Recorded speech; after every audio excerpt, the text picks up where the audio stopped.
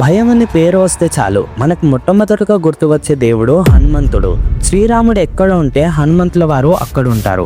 చివరికి హనుమంతుడి గుడిలో కూడా జై శ్రీరామ్ అనే నామాలు పలుకుతారు. రామాయణంలో రాముడికి ఎంత ప్రాముఖ్యత ఉందో అంతే ప్రాముఖ్యత హనుమంతుడికి కూడా ఉంది. చిన్న పిల్లల నుండి వృద్ధుల వరకు ఎవరైనా సరే ధైర్యం కోసం, బలం కోసం, అలానే జ్ఞానం కోసం మొట్టమొదటిగా హనుమంతుడినే తలుచుకుంటారు. అలాంటి హనుమంతుల వారు ఎలా జన్మించారు అండ్ హనుమాన్ అనే పేరు ఎలా వచ్చింది, రామాయణం తర్వాత ఎక్కడికి వెళ్ళారు, ఇప్పటికీ హనుమంతుడు మన మధ్యలోనే ఉన్నారా? అలానే చాలా మంది హనుమంతుడు శివుడి రూపం అంటారు. ఇది ఎంతవరకు నిజం? సింపుల్ గా చెప్పాలి అంటే హనుమంతుడి చరిత్రను బ్రీఫ్ గా అందరికీ అర్థమయ్యే విధంగా ఈ వీడియోలో చెప్తాను. వీడియోని ఎండ్ వరకు స్కిప్ చేయకుండా చూడండి. అండ్ వీడియో మొత్తంలో మీ నుండి ఎక్స్పెక్ట్ చేసేది కేవలం ఒక లైక్ మాత్రమే. సో లైక్ చేయడం మర్చిపోకండి. చాప్టర్ 1, హనుమంతుడు ఎలా జన్మించాడు. పురాణాల ప్రకారం త్రేతాయుగంలో రావణుడి అఘాయిత్యం ఎక్కువవుతుంది అని భగవంతులందరూ కలిసి విష్ణుదేవుడికి సహాయం అడుగుతారు. అందులోనే భాగంగా బ్రహ్మదేవుడు విష్ణుమూర్తిని ఒక కొత్త అవతారం ఎత్తమంటారు. ఇంకా విష్ణుమూర్తి ఒప్పుకుంటారు. అలానే విష్ణుమూర్తికి సహాయంగా ఉండడానికి శివుణ్ణి కూడా ఒక అవతారం ఎత్తమంటారు. ఇంకా శివుడు హనుమంతుడిగా జన్మించాలని అనుకుంటారు.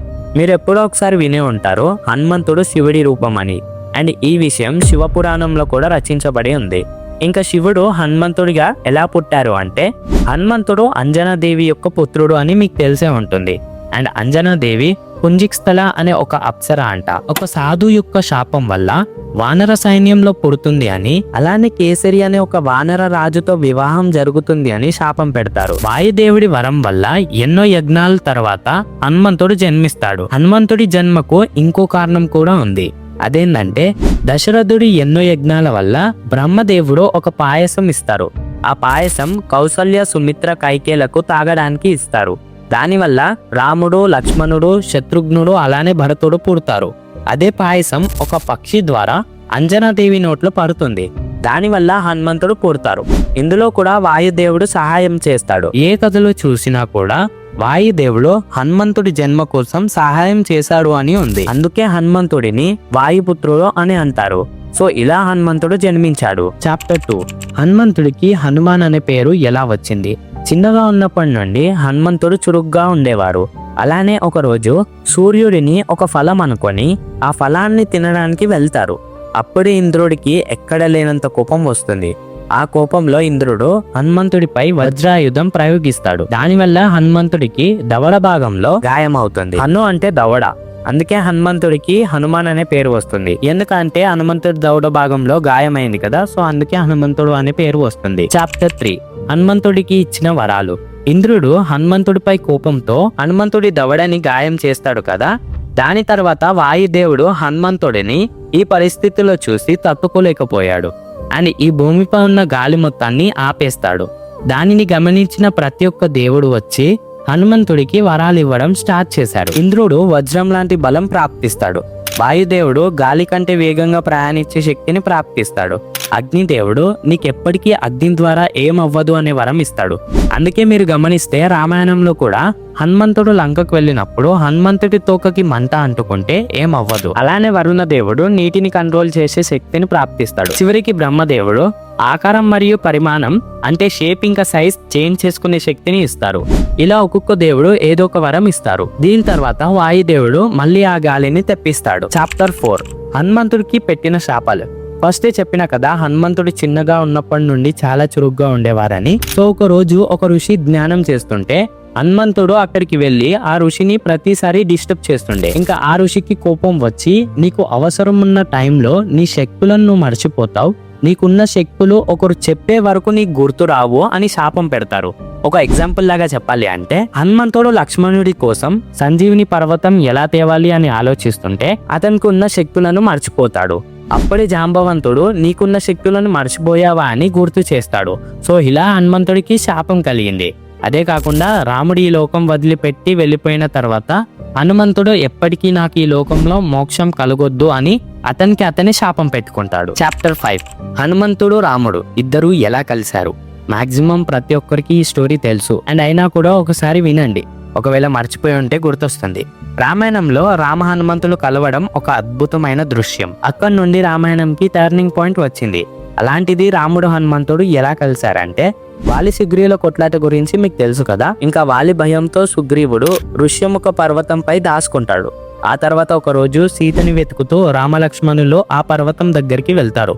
అప్పుడే సుగ్రీవుడు రామలక్ష్మణులను చూస్తాడు. ఇంకా సుగ్రీవుడు ఏమనుకుంటాడు అంటే తన అన్న వాలి సుగ్రీవుడిని చంపడానికి వీళ్ళిద్దరిని పంపాడు అనుకుంటాడు. సో అదే భయంతో రామలక్ష్మణులు ఎవరు అని కనుక్కోవడానికి హనుమంతుడిని పంపుతాడు. సో అలా రాముడు హనుమంతుడు కలుస్తారు. ఇక ఆ తర్వాత సుగ్రీవుడు అనుకున్నట్టు వీళ్ళు చంపడానికి రాలేదు అని, సీత కోసం వచ్చారని జరిగిందంతా చెప్పడం స్టార్ట్ చేశారు. అండ్ హనుమంతుడు రాముడు కలిసిన తర్వాత ఏమైందో మీ అందరికీ తెలుసు. అండ్ ఆ టాపిక్ లో ఎక్కువ ఇన్వాల్వ్ అవ్వట్లేను, ఎందుకంటే ఆ టాపిక్ చెప్తే చాలా లాంగ్ వీడియో అవుతుంది. కాబట్టి ఒక షార్ట్ ఫామ్ లో చెప్తాను. రాముడికి వానర సైన్యం తోడైన తర్వాత ఫస్ట్ సుగ్రీవుడు వాలిని చంపుతాడు. నెక్స్ట్ వానర సైన్యం మొత్తం సీత కోసం వెతకడం స్టార్ట్ చేస్తారు. ఇంకా లంకలో ఉన్నారు అని తెలిసిన తర్వాత హనుమంతుడు వెళ్లి లంకను తగలపెడతాడు. నెక్స్ట్ రామసేతు కట్టి రాముడు లక్ష్మణుడు మొత్తం వానర సైన్యం కలిసి లంకకు వెళ్లి రావణుడిని చంపుతారు. రామాయణం ఇక్కడికే ముగుస్తుంది అండ్ రామాయణం ఇలా ఎండ్ అవుతుంది. చాప్టర్ 6. రామాయణం తర్వాత ఏం జరిగింది? రాముడు విష్ణుమూర్తి యొక్క అవతారం కదా. సో ఇక విష్ణుమూర్తి రాముడు అవతారం వదిలి మళ్ళీ విష్ణు అవతారంలోకి రావాలి.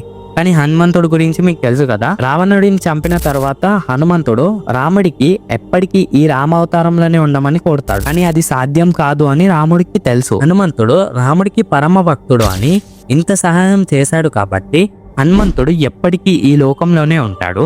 హనుమంతుడికి చావు లేదు. హనుమంతుడు చిరంజీవిగా ఉండే వరం ఇస్తాడు రాముడు. ఇంకా రాముడి దగ్గరికి యమధర్మరాజు వచ్చి స్వామి మీరు ఇంకా ఈ లోకాన్ని వదిలి వెళ్లాల్సిన సమయం వచ్చింది అని కోరుతాడు. హనుమంతుడు ఉండంగా అది సాధ్యం కాదు అని, రాముడు తన ఉంగరం పడిపోయింది అని హనుమంతుడిని వెతకడానికి పంపిస్తాడు. అప్పుడే రాముడు ఈ లోకాన్ని వదిలి వెళ్ళిపోతారు. చాప్టర్ 7. రాముడు చనిపోయిన తర్వాత ఏం జరిగింది? రాముడు హనుమంతుడిని ఉంగరం కోసం పంపించిన తర్వాత హనుమంతుడు ఆ ఉంగరం తీసుకుని వస్తాడు. కానీ వచ్చే వరకు రాముడు కనిపించడు. రాముడు కనిపించకపోయేసరికి హనుమంతుడికి ఎక్కడ లేనంత బాధ కలిగింది. అండ్ రాముడిని ధ్యానిస్తూ నన్ను కూడా మీతో పాటు వైకుంఠానికి తీసుకొని వెళ్ళొచ్చు కదా అని కోరితే రాముడు నువ్విక్కడ ఉండి నా పేరుని మన ధర్మాన్ని కాపాడి నా భక్తులని సరైన మార్గంలో తీసుకొని వెళ్ళమని ఆదేశిస్తాడు. ఇక ఆ తర్వాత రాముడిచ్చిన వరంతో ఈనాటికి హనుమంతుడు ఈ లోకంలోనే ఉన్నాడు. ఈ కలియుగం అయిపోయే వరకు రాముడి పేరు ఈ లోకం మర్చిపోయే వరకు హనుమంతుడు రాముడి పేరు తలుచుకుంటూ ఇక్కడే ఉంటాడు. మనలో ఉన్న భయం, మనలో లేని సహనం, మనం మర్చిపోయిన భక్తి అన్ని హనుమంతుడిలో కలిసి ఉన్నాయి. ఎప్పుడు రామనామం పలికినా సరే ప్రతి ఒక్కరి మనసులో హనుమంతుడు ఒక దీపంలా వెలుగుతాడు. సో ఫ్రెండ్స్, ఈ వీడియోలో అంతే. ఫస్ట్ ఈ వీడియోకి జై శ్రీరామ్ అని కమెంట్ చేయండి. మీకు ఈ వీడియో నచ్చింది అనుకుంటున్నా. అండ్ ఈ వీడియో మొత్తంలో మీ నుండి కేవలం ఒక లైక్ మాత్రమే ఆశిస్తున్నా. ప్రతి ఒక్క రామ భక్తులకి అలానే హనుమంతుల భక్తులకి ఈ వీడియోని షేర్ చేసి మన ఛానల్ని సబ్స్క్రైబ్ చేసి పక్కనే ఉన్న బెల్ ఐకాన్ని ఆన్ చేయండి. జై శ్రీరామ్, జై హనుమాన్.